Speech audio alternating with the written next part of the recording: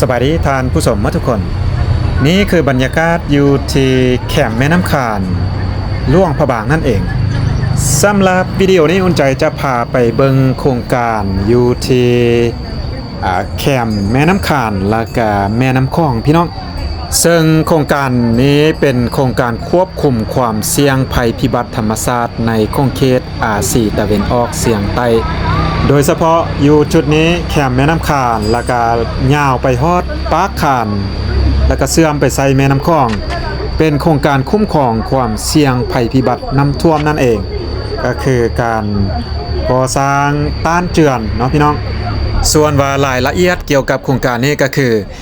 เจ้าของโครงการก็คือกรมทางน้ำกระทรวงโยธาธิการและขนส่งแผนกโยธาธิการและขนส่งแขวงหลวงพระบางส่วนแรงทุนก็คือเงินกู้ยืมจากธนาคารโลกบริษัทฮับเมาก่อสร้างก็คือบริษัทยุนนาน Construction Investments และมูลค่าสัญญาการก่อสร้างนี้ก็$5,195,988.52 ดอลลาร์สหรัฐก็หลายพอสมควรและความยาวของตาฝั่งที่ก่อต้านเจือนก็คือทั้งหมดถึกอยู่ 2.19 กิโลเมตรฝั่งเบื้องซ้ายลงยาว 1.14 กิโลเมตรและเบื้องขวายาว 1.05 กิโลเมตรประตูระบายน้ำ9จุดและมีส่วนสาธารณะแคมป์น้ำ1แห่งก็น่าจะอยู่แคมป์น้ำคานเลยเนาะส่วนสาธารณะ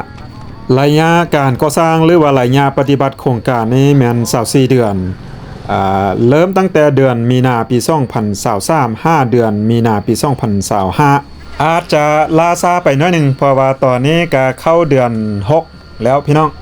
ก็ยังบ่ทันสำเร็จเป็น 100% เทื่อแต่ก็ยังบ่ไล่แล้วเนาะใกล้สำเร็จแล้วพี่น้องเดี๋ยวออกจากนี้ไปอุ่นใจจะพาย่างลองแคมป์แม่น้ำคานไปเบิ่งบรรยากาศไปนำกันหลังจากนั้นจะพาไปเบิ่งจุดปากคานก็คือบนแม่น้ำคานไปประจบใส่แม่น้ำคลองว่าเป็นจังได้ละตอนนี้ป้าเถอะพี่น้องหลังจากสำเร็จเราน่าจะสะดวกสบายแล้วก็จะสวยงามขึ้นเติมเพราะว่าจุดนี้เป็นจุดที่ว่าเพิ่นมีการสวงเหือประจำปีทุกปีเลยอยู่จุดนี้เลยคันถ้าบ่นี้สำเร็จก็ถือว่าสามารถลงไปเบิ่งสวงเหือแบบติดแคมป์น้ำเลยพี่น้องถือว่าสวยงามที่เห็นอยู่ทางหน้าพูนก็เป็นขั้วเนาะขั้วเล็กจะเอิ้นว่าขั้วเก่าอยู่ที่หลวงพระบางนั่นเองป้าโทรมายืนอยู่จุดนี้ถือว่าเห็นกว้างเลยอีกฝั่งของแม่น้ำคานอยู่ฝั่งนั้นคุณสำเร็จแล้วเนาะคือว่าแล้วอยู่ฝั่งนั้นอย่างฝั่งนี้บัดนี้พี่น้องแล้วก็ยาวไปพุ่นละทางหน้าพุ่นก็ถือว่าอย่างบ่หลายแล้วเขตแคมป์แม่น้ำคานนี่ก็ส่วนใหญ่ก็จะอยู่เบื้องซ้ายมือทางหน้านี่ยังบ่ทันแล้วเดี๋ยวจะพาย่างไปเรื่อยๆพี่น้อง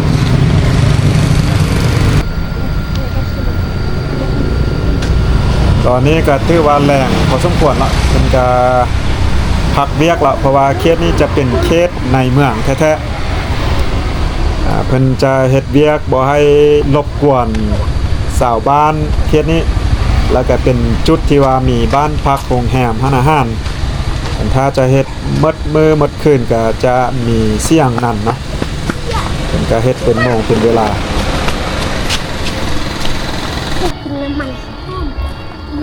คือว่าเงียบดีเขตนี้เพราะว่าบ่ไกลจากจุดสิ้นสุดตัวเมืองก็คือจุดปากคานแม่น้ำคลองแม่น้ำคานมาประจบใส่กันหรือว่าแม่น้ำคานไปปองใส่แม่น้ำคลองสิซะก็รถบ่หลายเขตนี้เงียบสงบดีพี่น้องถ้าว่ากันเจือนแคมป์คานนี้แล้วน่าจะสามารถย่างแบบเรียบแคมป์น้ำคานเนาะไปปองใส่แม่น้ำคลองโอ้ยบรรยากาศคักสุดเลยพี่น้องอย่างแต่จุดนี้เนาะยังบ่ทันเอาขี้ทรายมาท่มเถื่อกว่ามือนี้ก็หวังว่าจะแล้วก่อนน้ำจะขึ้นพี่น้องเพราะว่าตอนนี้ก็เริ่มเข้าหน้าฝนละฝนก็เริ่มมาไล่แต่ว่าแม่น้ำคานนี่ยังใสอยู่เนาะยังแห้งอยู่ยังบ่ขึ้นเถื่อถ ถ้านำขึ้นมาก็จะสักซาเนาะจะเฮ็ดบ่ได้บางจุดย่างไปเรื่อยๆพี่น้องทางเส้นแคมคานแล้วก็เลียบแคมน้ำคลองไปจะเป็นเส้นทางเอิ้นว่า one way เนาะขี่ได้ทางเดียวบ่สามารถขึ้นมาทางนี้มีแต่ลองไปตามสายน้ำนี่แหละพี่น้องนำไล่ไปทางนี้เนาะทางหน้านี่แล้วก็ต้องได้ขี่ลองไปทางเดียว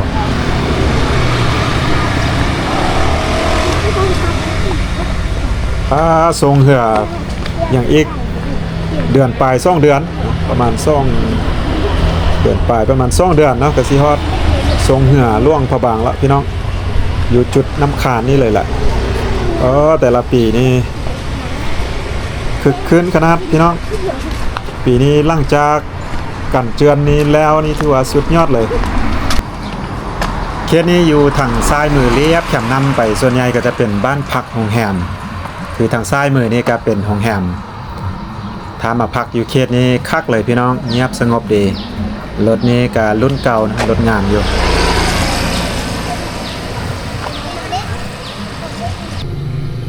ตอนนี้อุ่นใจยางมาฮอดเกือบฮอดปักขันแล้วจะเป็นจุดเอิ้นว่าผ้ามใส่ก็คือจุดเส้นใส่ตอนที่เราทรงเหือก็จะมาสิ้นสุดอยู่นี่เส้นใส่มาสุดอยู่นี่เลยทางหน้าที่เห็นห้านตอนนี้เป็นห้านอาหารผ้ามใส่อาหารแซ่บพี่น้องถ้าได้มาล่วงบางก็อย่าลืมไปซิมเนาะอาหารอยู่ที่ห้านอาหารผ้ามใส่อยู่ทางหน้าพุ่นทางหน้าพุ่นเป็นเส้นทางเส้นใจกลางเมืองล่วงพระบางออกจากจุดผ้ามใส่มาเมื่อกี้กันน้อยเดียวก็ฮอดแล้วจุดนี้ถือว่าเป็นจุดสิ้นสุดของตัวเมืองแท้ๆแหละพี่น้องปากขานลมนี่กับยังเป็นแม่น้ำขานอยู่แต่ว่าไล่เข้าไปสู่แม่น้ำคลองเพิ่นกระท่มออกไปไล่พอสมควรพี่น้องรถเที่ยวได้เพิ่นละท่มออกไปไล่พิลึกเนาะฉะนั้นน่าจะแม่นเคสนี่แหละเพิ่นจะเฮ็ดเป็นส่วนสาธารณะแล้วก็น่าจะเลียบออกไปฮอดแม่น้ำคลองพุ่นเบาะส่วนนี้เพราะว่าจุดนี้ก็ถือว่ากว้างพอสมควรอยู่ถึงนี่ก็เป็นส่วนแบบสาธารณะน้อยๆอยู่ละทางหน้าพุ่นเป็นแม่น้ำคลองละพี่น้องตอนนี้ตาเวนกำลังตกดินก็ถือว่าสวยงามเลยบรรยากาศดีตอนนี้ลงมาจุดนี้พี่น้องถึงว่าเฮ็ดบ่สำเร็จก็สามารถลงมาเบิ่งคันถ้าสำเร็จแล้วเขาสามารถมาย่างแบบนี้ได้เลยก็ถือว่าติดแคมป์น้ำเลยสวยงามเลยก็น่าจะเป็นอีกจุดหนึ่งที่ว่านักท่องเที่ยวหรือว่าทุกคนสามารถลงมาย่างชมวิวได้แบบสวยงามคักพี่น้องเดี๋ยวอุ่นใจจะพาย่างไปเบิงอยู่ทางหน้าเติมได้หนึ่งทางซ้ายมือนี้ก็เป็นโรงแรมเส้นกันโรงแรมเบิงวิวแม่น้ำคลองงามพี่น้องย่างไปเติมได้เดียวก็เป็นวัดเสียงทองหลวงพระบางเป็นเมืองน้อยๆสถานที่ท่องเที่ยวแหล่งท่องเที่ยวแต่ละบอนนี้ก็จะอยู่ใกล้ๆกันสามารถย่างไปได้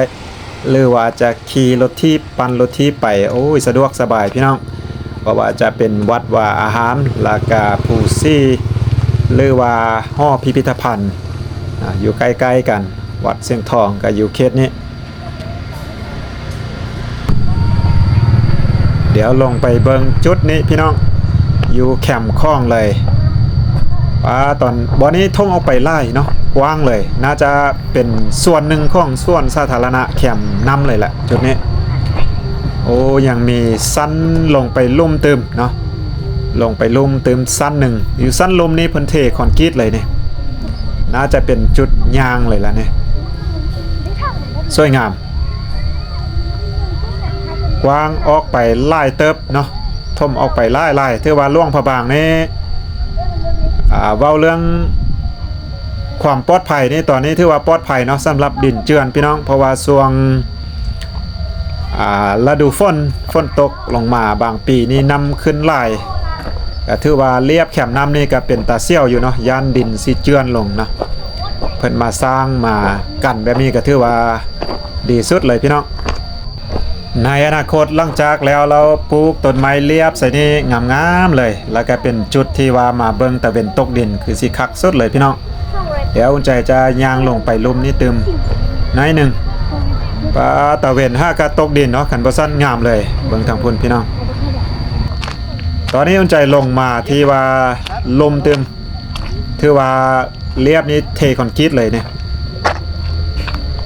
ทางลมเพิ่นก็เอาหินแข้งใส่เลยเนาะหินแข้งใส่บักหน้าถือว่ากันได้ดีเลยกันน้ำเพราะว่าจุดนี้ก็เป็นจุดปากขาดแม่น้ำคานไล่มาใส่แม่น้ำคลองก็เลยกันไว้โครงการนี้จะไปฮอดทางหน้านี่เนาะบ่ได้เลียบแคมคลองไปจดสุดเมืองตอนนี้ไปสุดอยู่ที่มันจะมีท่าเรือขึ้นไปวัดเสียงทองอยู่ทางหน้านี่บ่แน่นอนในอนาคตอาจจะต่อเฮ็ดต่อไปจนสุดเมืองเพิ่นก็เป็นไปได้ถือว่าเป็นส้มหน้าใหม่ของหลวงพระบางเลยพี่น้องแล้วก็มีขั้นใดลงไปฮอดแคมน้ำเลยโอ้คัก